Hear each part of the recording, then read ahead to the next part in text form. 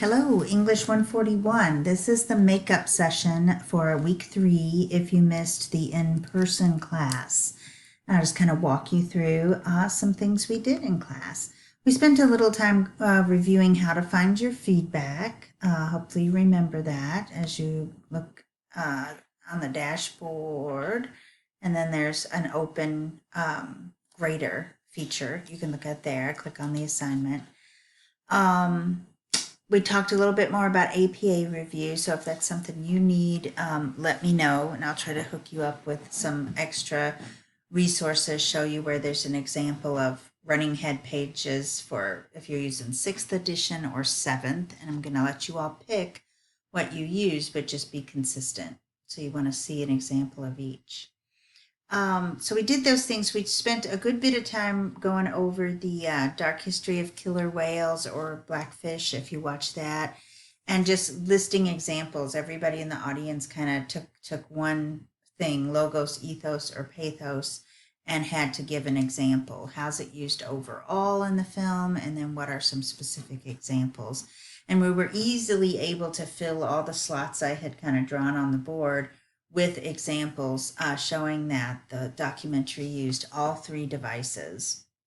So, again, read over your feedback that you got back on that week 2 hybrid activity. You will be using those rhetorical devices at other times in the class, so it's important that you feel comfortable with them.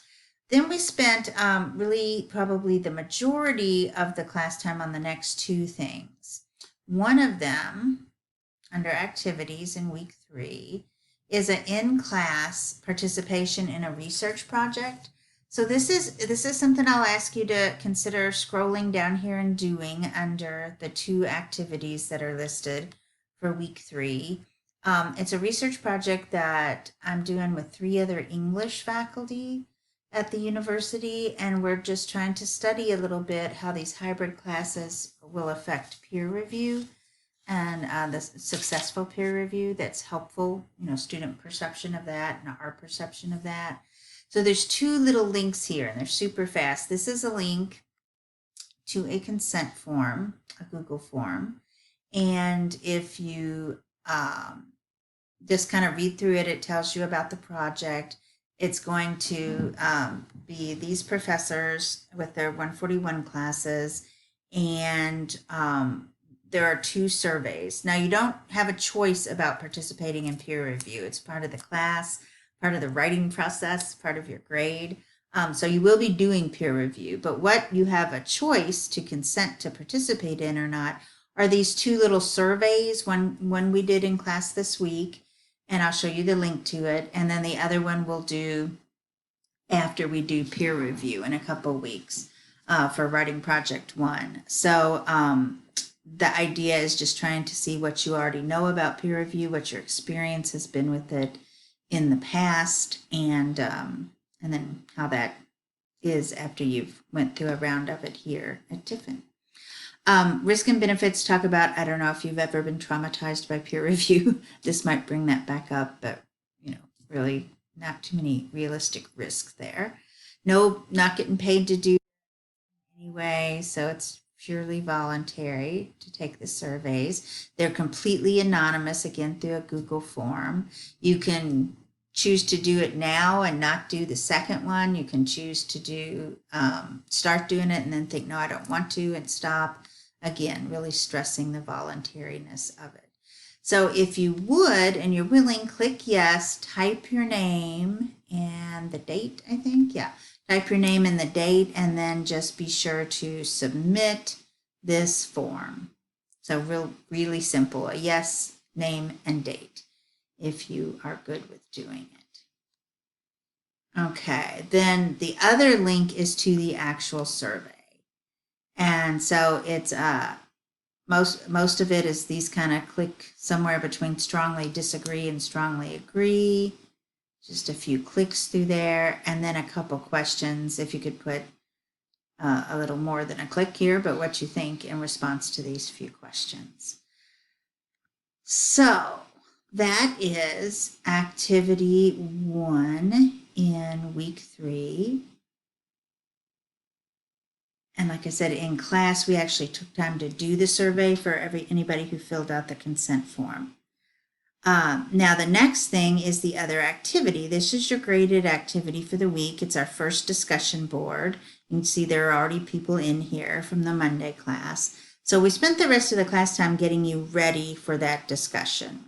And that means taking a look ahead, way ahead, to writing Project 3, this persuasive essay you're going to write on a topic of your choice, making an argument of your choice. See how much of this we can see.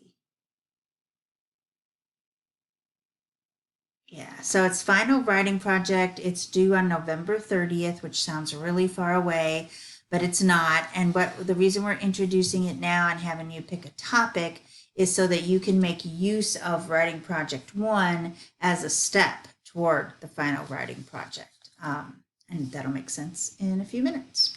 So this is a persuasive essay, and it's just talking about the value of being able to argue and use good rhetoric when you are trying to state your case, either in a professional capacity or a personal one.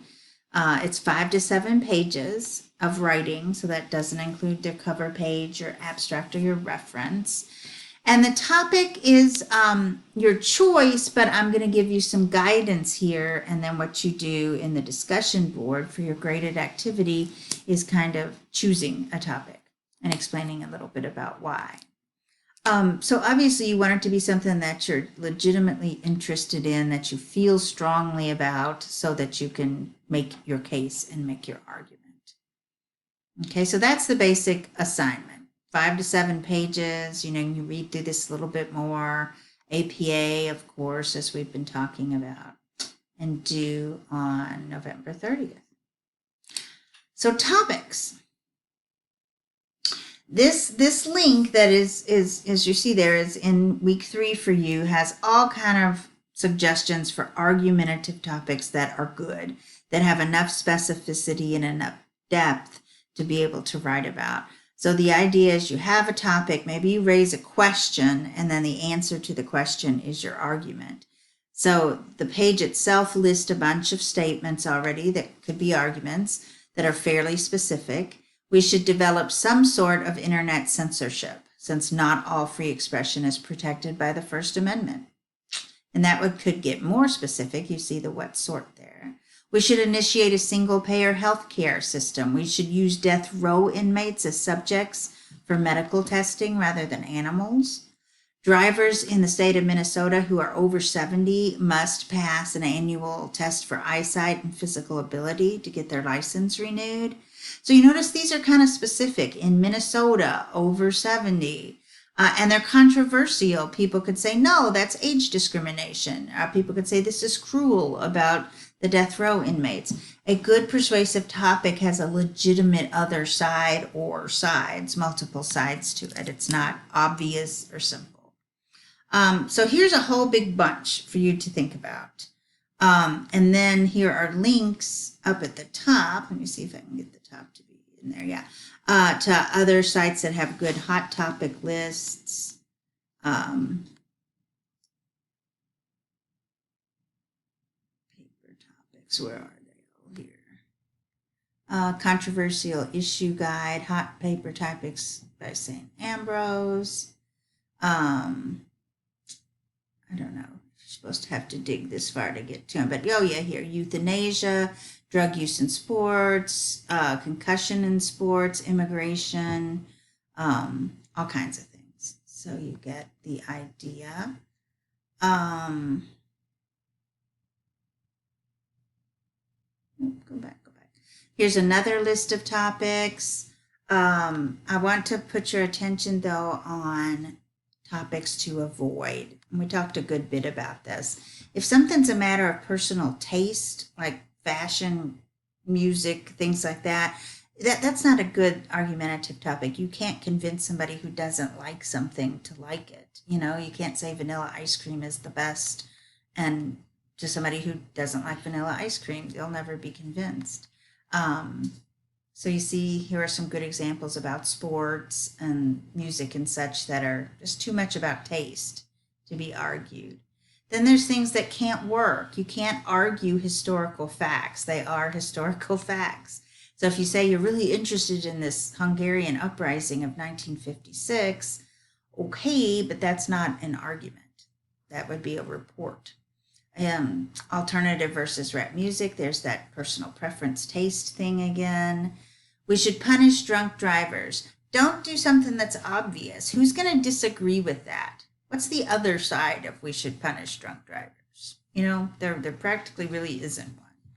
Avoid religious topics because they're matters of faith, and people outside of that particular faith can't be convinced that way. So if you're using the Christian Bible, you're limited to people who believe in the Christian Bible to even be viable, to be persuaded by your argument. Okay?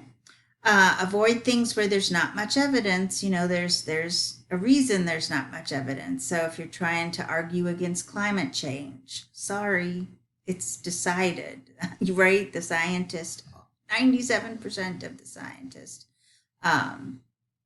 say climate change is a thing. We should not teach evolution in high school. We should teach creationism in high school. That borders on the religious thing to depend on you being able to convince somebody. These number 5, these kind of crazy theories out there that most people consider really, really marginal. Conspiracy theories like 9/11 being an inside job, the deep state, coronavirus not being real. There's about 184,000 very clear pieces of evidence that it's real, right? So you can't, don't go out on the crazy limb there when you're picking your topic. And then topics like abortion, gun control, you will never convince the other side on really hot, emotional type topics like that. People may change their minds over the course of a lifetime or due to certain hard experiences on topics like that, but for the most part, your English paper isn't going to make somebody who's pro-life become pro-choice or vice versa, or same thing with gun control, and capital punishment tends to be that way. Okay? Now here's some interesting way to think about it is try to convince somebody that something should be done that hasn't been done. So drug testing should be required for anyone in public transportation sector jobs. Should bus drivers be drug tested? Okay. Since minors can't vote, marry, or drink, we should treat crimes committed by minors with more leniency than adults. Students should not graduate from college until they pass a comprehensive exam in their major. So here, in those cases, you might imagine there's a problem, and then you have an idea to solve the problem. That could be your argument. So what we did in class was do a lot of free writing. We did like 2 or 3 rounds of free writing about topics. What are you thinking right now about a topic? And people just started writing. Then I stopped them and had them pick the most interesting words in that free write and use those to start a new free write, and just tried to get head settled. And then they talked to each other. People paired up. They didn't move closer to each other, but they turned and shared the idea that they were thinking of. And I challenged everybody to say if they heard a reason that they thought was in one of those avoid categories or just might not work, to tell the person. So that's kind of how we left class. And that takes us to your graded activity for this week. So it's our first discussion board. And I'm about to run out of time. You're going to read the directions. You make an initial post by Friday night, just explaining your topic. And then you respond to people by Sunday night. Super important to do this in time because the discussion board will close and then I won't go back and grade late things. So you need to be in touch if there's some reason you can't do this on time. There's already 4 discussions in there. You don't have to just respond to people in your section.